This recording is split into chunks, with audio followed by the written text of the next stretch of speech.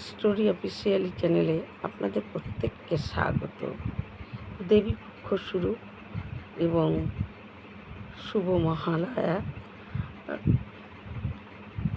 আমি ঈশ্বরের কাছে এই কামনাই করি এই পুজোর দিনগুলো যেন প্রত্যেকের আনন্দময়, সুখময় এবং আনন্দ সহকারে দিনগুলো কাটে দেবীর আরাধনার মধ্যে দিয়ে, এবং সবাই যেন সুস্থ থাকে, ভালো থাকে, এই কামনাই আমি ঈশ্বরের কাছে করছি।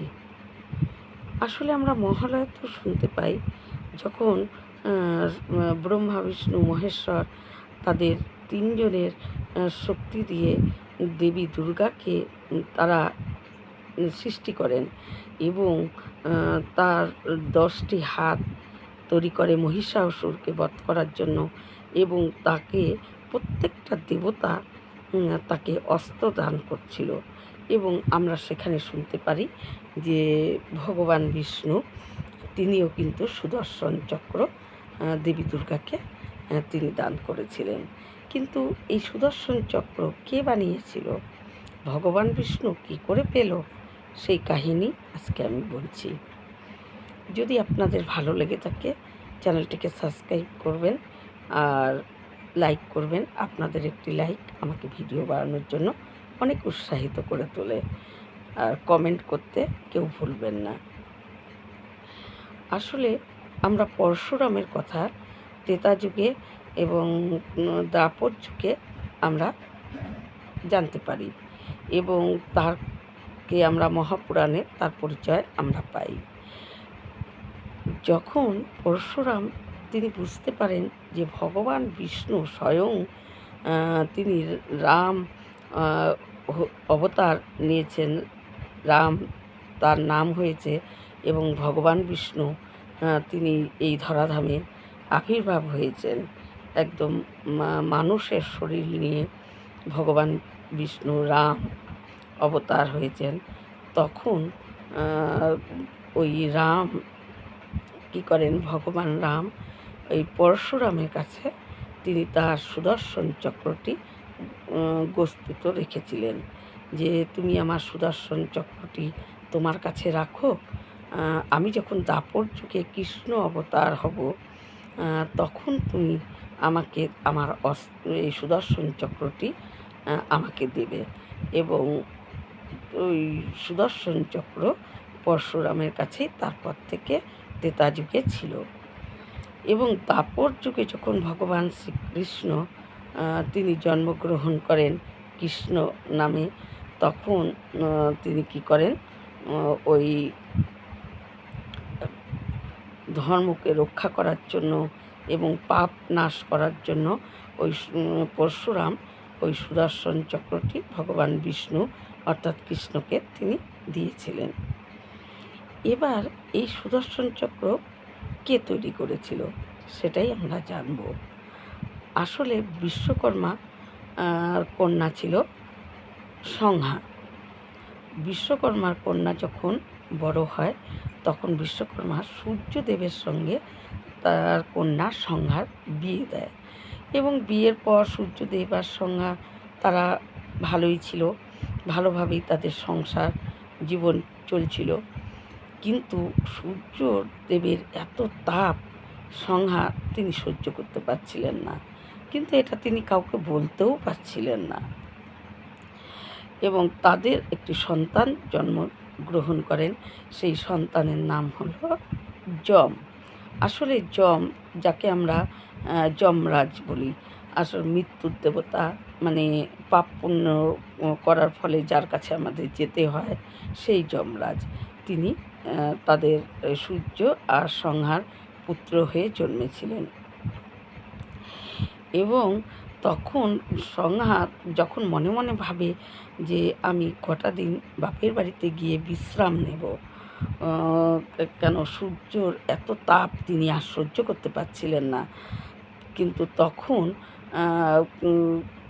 তিনি আবার এটাও ভাবেন যে আমি যদি বাপের বাড়িতে যাই বিশ্রামের জন্য, তাহলে আমার সূর্যদেবকে এবং আমার পুত্রকে কে দেখাশোনা করবে। তিনি আবার এটাও ভাবছিলেন। তাই তিনি সূর্যদেবকে বলার মতনও তার সাহস ছিল না যে তিনি বাপের বাড়িতে গিয়ে কটা দিন বিশ্রাম নেবেন, তার তাপে তিনি থাকতে পারছেন না, এই কথাটা বলার মতো তার সাহস ছিল না। তখন তিনি একটা চিন্তা করতে করতে তিনি একটা উপায় বের করেন এবং তিনি তারই মতন দেখতে, তারই মতো সব একই রকম সব ওরকম একটা কন্যা মেয়ে তিনি সৃষ্টি করেন তার থেকেই, এবং তাকে বলে যে আমি বাপের বাড়িতে যাচ্ছি বিশ্রামের জন্য, তুমি আমার পতি সূর্যদেব এবং আমার পুত্র যমকে দেখাশোনা করবে, আর এই কথাটা গোপন রাখবে, কেউ যাতে জানতে না পারে। তখন সে বলে ঠিক আছে, এবং তারপরে সে বাপের বাড়ি চলে যায় এবং বিশ্বকর্মার কাছে, বিশ্বকর্মাকে গিয়ে তিনি তার এই কাহিনী সব বলেন। বিশ্বকর্মা তাকে বলে যে তুমি সূর্যকে না বলে এসেছো, সূর্য যদি জানতে পারে যে তুমি না বলে আমার কাছে এসেছো, তোমাকে আমাকে দুজনকেই তার তাপ জ্যোতিতে আমাদেরকে পুড়িয়ে ছারখার করে দেবে। কিন্তু হাজার হোক মেয়ে তো, তার এই কষ্ট দেখে বিশ্বকর্মার আবার মায়াও হয়। তখন তিনি কি করেন, তাকে একটা জঙ্গলে এবং গুপ্ত জায়গায় তাকে গোপন করে লুকিয়ে রাখে, এবং এইভাবে ছায়াদেবী আর সূর্যদেব খুব সুন্দর করেই তাদের চলছিল দিন, সংসার জীবন তাদের চলছিল। কিন্তু তখন তাদের একটা সন্তান হয় এবং ছায়াদেবীর গর্ভে জন্মায়। তখন সূর্যদেব আর ছায়াদেবীর দুজনের সন্তান হিসাবে জন্মায় হলো শনিদেব, এবং ওই শনিদেব জন্মানোর পর তারপর একদিন কি হয়, যমের সঙ্গে তার মা ছায়াদেবী খুব ঝগড়া লাগে এবং মনোমালিন্য হয়। যম রাগ করে তার মাকে তার পা দিয়ে আঘাত করে এবং লাথি মারে, এবং তখন ছায়াদেবী কী করে, তাকে রাগ করে যমকে বলে যে আমি অভিশাপ দিচ্ছি, তোমার পায়ে গোদ হবে। তাই তার অভিশাপ দেওয়া মাত্রই যমের পায়ে গোদ হয়ে যায়। সূর্যদেব এসে যখন সমস্ত কাহিনী জানে যে তার মা তাকে অভিশাপ দিয়েছে, তাই তার পায়ে গোদ হয়েছে, এটা যখন জানতে পারে, তখন সূর্যদেব কী করে, মনে মনে চিন্তা করে যে তার মানে এ নিজের মা না। যদি নিজের মা অভিশাপ দিত তাহলে কখনোই অভিশাপ ফলতো না, কারণ মা শত অভিশাপ সন্তানকে দিলেও সেই অভিশাপ ফলে না, তাই নিশ্চয়ই এ অন্য কেউ বলে। তখন ছায়াদেবীকে সূর্যদেব প্রচণ্ড রেগে বলে তুমি কে বলো।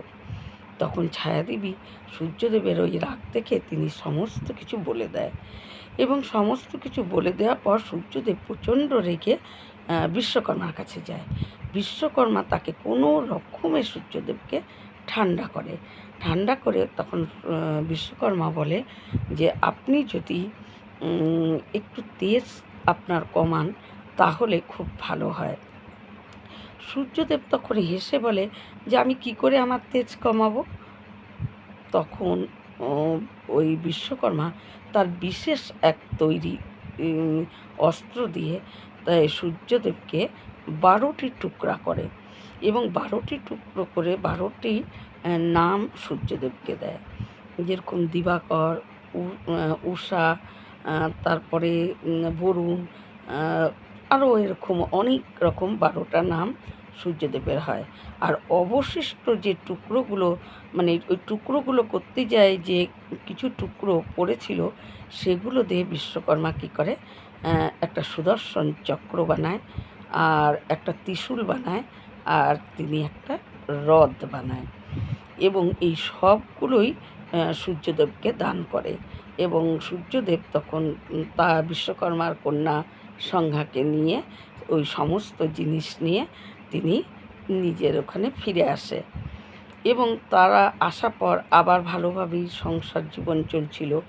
তারপরে তাদের একটা কন্যা সন্তান হয়, তার নাম হলো যমুনা, এবং যমুনার রূপে গুণে সব দিক দিয়ে তিনি সুন্দর ছিলেন। তিনি ওই যমুনা যখন আস্তে আস্তে বড় হয়, তখন সূর্যদেব মনে মনে তার বিয়ের কথা ভাবে এবং তিনি বিয়ের কথা ভেবে এটাই ভাবে যে আমার মেয়ের বিয়ে দেব ভগবান বিষ্ণুর সঙ্গে, এবং তিনি বিষ্ণুকেই তার মেয়ের মানে বর হিসাবে, পতি হিসাবে তিনি ভাবেন যে তার সঙ্গেই আমি বিয়ে দেব।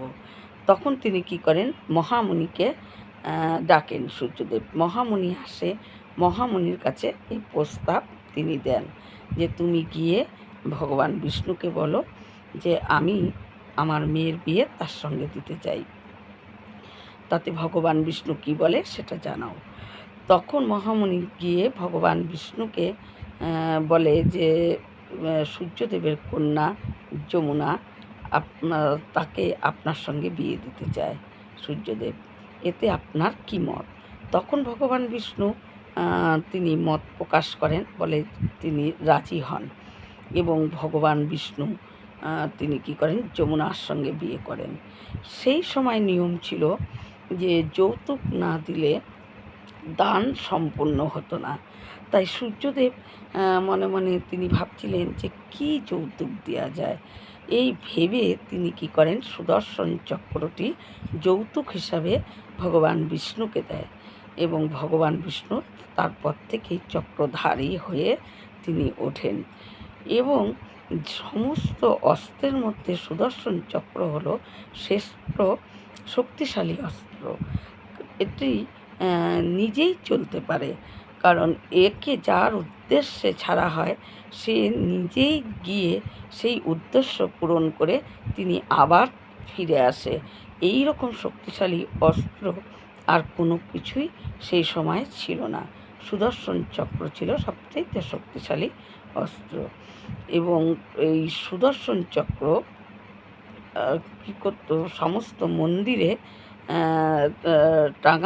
লাগানো হয় মন্দিরের উপরের চূড়ায়, কারণ মানে প্রত্যেকে এটা জানে যে সুদর্শন চক্র যদি মন্দিরের উপরে লাগানো হয় এই কারণেই যাতে অশুভ শক্তি ওই সুদর্শন চক্রর দ্বারা নাশ হয়ে যায়।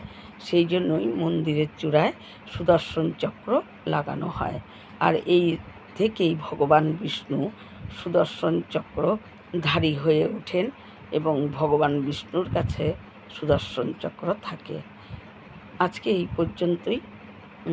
এরকম ভিডিও পাওয়ার জন্য আমার চ্যানেলটিকে সাবস্ক্রাইব করবেন। নমস্কার।